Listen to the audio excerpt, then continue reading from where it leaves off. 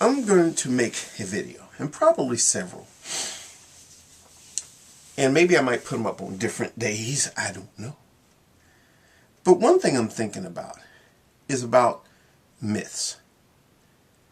You know, I made a video before, and I was talking about the fact that we can best understand reality through stories and metaphors and things like that. See, I kind of think that reality in its raw form is wild. It's like a wild, undomesticated animal. And we have to kind of domesticate reality with ideals. By basically taking it and sort of sectioning it off and training it. And we have to train reality, so to speak. Now, how do we train reality? We train reality by training our own minds. Because, you know, reality isn't just simply a thing out there in the world. Now, I'm thinking about something that William James kind of got into. You know, and I think this is almost an existentialist thing. Even though William James isn't an existentialist, I think he sort of raised some questions that were really existential things. This sort of thing about consciousness of things. He talked a lot about being aware of things, consciousness of things. See, in a way, can we separate the reality that we are aware of from our own awareness? In other words, can you take the observer out of the equation? I think that one of the things that Einstein did with the theory of relativity is that he forever put the observer into the mix. You see, reality isn't a thing that just exists out there in the world without an observer.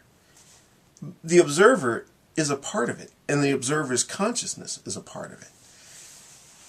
And a lot of things that physics has gotten into now, especially quantum physics, is that the observer actually affects the reality that's observed.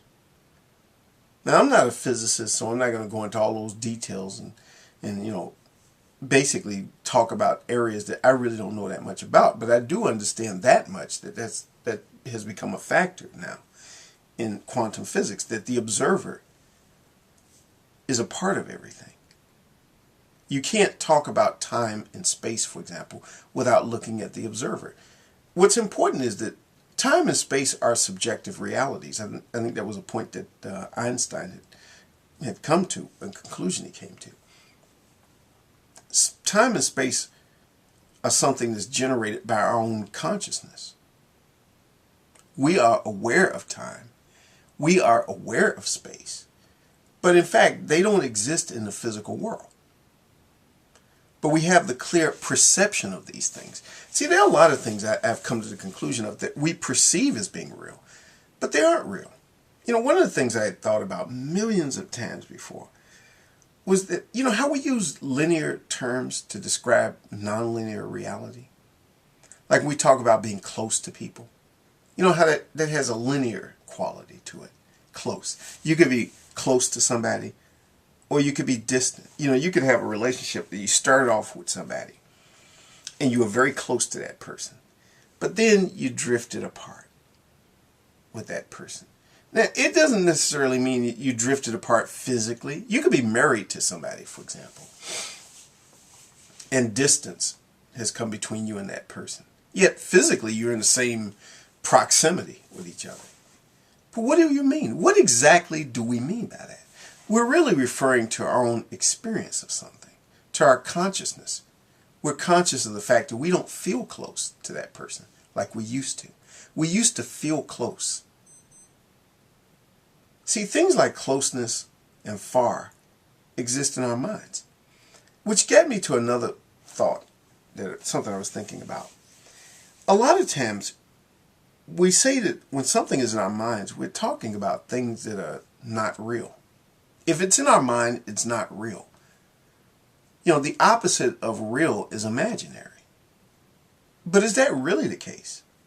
Is that sort of like a false dichotomy? Is it? Because I think it is. I think that any type of dichotomy is false. I think any type of separating and splitting up of the world is false. It gives us this ideal about things that just simply isn't the case. We see things as being real only if they have physical qualities, only if we can observe it, only if we can measure it. But how do you measure love? How do you even measure closeness? Like when we talk about being close to other people. I have friends that I don't really have a lot of contact with, but I feel very close to them. I feel close to a lot of people that I don't talk to a lot. And there are other people I talk to every day. I see them every day, and I don't feel that close to them. Sometimes we try to describe it and we try to explain it, and it just seems like we can't quite find the words, but we know clearly what we feel. We know when we feel close to people. We know when we feel like we're distant from somebody. I think that there are a lot of parts of reality that really aren't scientific, but it is reality. You can't measure, I was about to say marry, why did I say that? You can't measure consciousness. But yet you can be more aware of something than of something else. When you're paying attention to music, for example, something that you like, let's say some music that I really enjoy, I'm paying very close attention to it. I'm listening to every sound, to every note. I'm really totally immersed in that music. And there could be other sounds going on around me. And my mind is just totally blocking out all that stuff. It's like as if everything disappears except that sound. Sometimes when I'm eating something, for example, and it's really good, I can get totally into every flavor, all the textures of it. And I'm blocking out everything else. I remember when I used to work as a translator. And when I would translate, I would be so into the translation and focusing attention that, I could be there in that hospital translating and the place could be on fire and I wouldn't even pay any attention to that. I would be focusing on the translation because I can block out everything else. I think that there's a concept I used to talk about. I don't know if somebody else hasn't come up with something similar to this, but I would call it sort of like where things are mentally invisible or psychologically invisible. They're not physically invisible, but they're psychologically invisible. It's kind of like, think about this. When you get on a telephone, if you're talking to somebody on the phone, you're focusing so much on the conversation, you don't pay attention to the phone, do you? Unless there's something wrong with the telephone. If the phone has a lot of static to it, then you're paying attention. It's a distraction. But if you have a phone that's a really good one, and the sound is very clear, and the calls come through clear, you don't pay attention to the phone. The phone, in a way, mentally disappears from consciousness. Things can disappear from consciousness without disappearing from physical reality. You just simply aren't paying attention. It has to do with paying attention. Things can disappear. Sometimes you have problems, for example, in life. You're watching a movie. And you get so into that movie that all the other problems going on disappear for a moment.